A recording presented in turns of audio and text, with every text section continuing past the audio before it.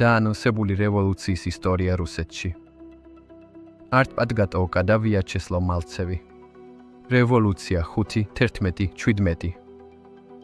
მალცევმა ჯერ კიდევ 2013-2014 წლიდან წამოიწყო თავისი YouTube არხის და რევოლუცია 5-11-17 CD-ა 2017 წელი იყო მთავარი სამიზნე თარიღი.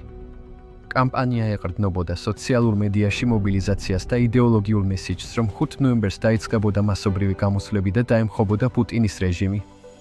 სახელმწიფო უსაფრთხოების სტრუქტურებმა FSB-მ და სხვა ძალოვანმა სამსახურებმა მასშტაბურად დააკავეს მომხრეები, ჯერ კიდევ თარიღამდე და თვითონ მალცევიც ემიგრაციაში გაიქცა.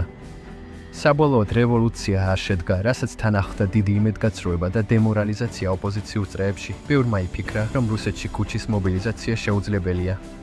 ამ ნიჰილიზმში ქვეყანა დღემდე ცხოვრობს.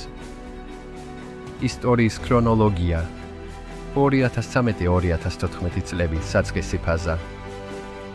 ვიაჩესლავ მალცევი იწყებს YouTube არხის არტ პატგატოვკას განვითარებას, სადაც მკვეთრად ანტიკრემლინური, ანტიპუტინისტური რიტორიკით გამოდის. სწორედ ამ პერიოდში ჩნდება მისი მთავარი ნარატივი რევოლუცია რუსეთში გარდაუვალია და ეს მოხდება 2017 წლის 5 ნოემბერს. მისი აუდიტორია სწრაფად იზრდება ინტერნეტში, განსაკუთრებით ახალგაზრდებსა და იმედგაცრუებულ ოპოზიციონერებში. 2015-2016 წლები მოძრაობის გაფართოება. არტ პატგატოვკა გადაიქცა დეცენტრალიზებულ ქსელად, იქნება რეგიონული ჯგუფები სოცქსელებში, ტელეგრამსა და ვკონტაქტეში. მალცევი არ იყო მხოლოდ მედია ფიგურა, მის გარშემო იქნებოდა სტრუქტურები, რომლებიც ცდილობდნენ ქუჩის პროტესტების ორგანიზებას. FSB უკვე 2016 წლიდან აქტიურად უთვალთვალებდა მოძრაობას, რაც ჩანს რიგი ჯგუფების სასამართლო საქმეებიდან, ბრალდებები ექსტრემიზმში. 2017 წლის დასაწყისი რევოლუციის დაპირება. მალცევი ღიად აცხადებს, რომ 5 ნოემბერს 2017 წელს ხალხი გამოვა ქუჩაში და დაამხობს პუტინს. იწყება მასშტაბური კამპანია სოციალურ ქსელებში სლოგანით 5-11-17. სახელმწიფო მედია ამ ყველაფერს ირონიით აშუქებს, მაგრამ ოპერატიულ დონეზე სთვის ეს ხდება სერიოზული საგანგაშო სიგნალი. 2017 წლის ზაფხულის შემოდგომა, დარტყმები. ივლისში მალცევი ტოვებს რუსეთს, მის წინააღმდეგ აღძრულია საქმე ექსტრემიზმის მუხლით. ის გაემგზავრა საფრანგეთში, სადაც პოლიტიკური თავშესაფარი მოითხოვა. შემოდგომაზე FSB იწყებს მასობრივ დაპატიმრებებს მოძრაობის აქტივისტების წინააღმდეგ.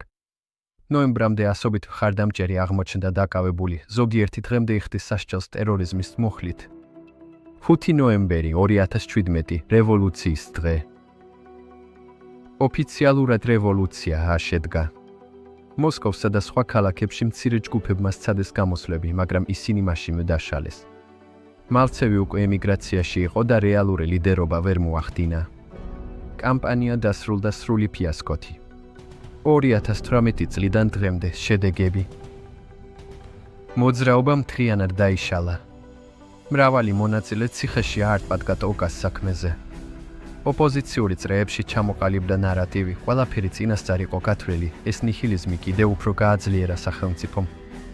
იყო ეჭვით განსაკუთრებით კრემლის კრიტიკული ანალიტიკოსების მხრიდან, რომ კამპანია FSB-ს მიერ იყო დაგეგმილი, ისინი მიზანმიმართულად აძლევდნენ მოძრაობას თამამად მოქმედების საშუალებას, რათა შემდეგ სპექტაკულარულად დაეშალა და ფსიქოლოგიური დარტყმა მიეყენებინა ოპოზიციისთვის. FSB-ს ხელით თავარი ეჭვები.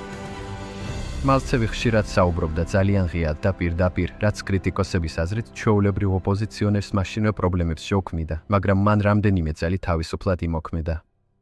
მან თავისუფლად შეძლო ქვეყნიდან გაქცევა, თითქოს და მუდმივი თვალთვალის ეს მოცემულობები ექსპერტულ წრეებში აჩენს ეჭვებს, რომ მალცევის კამპანია მთლიანად სპეცსამსახურების მიერ იყო ორგანიზებული და ქვეყანა მაშინ განცდილი ფიასკოს შედეგებს დღემდე იმკის. ასევე მოძრაობის სოციალური ჯგუფებში მოგვიანებით გამოიკვეთა პროვოკატორების და FSB-ს თანამშრომლების არსებობა, რომლებიც წევრებს აგრესიული ქმედებებისკენ უბიძგებდნენ.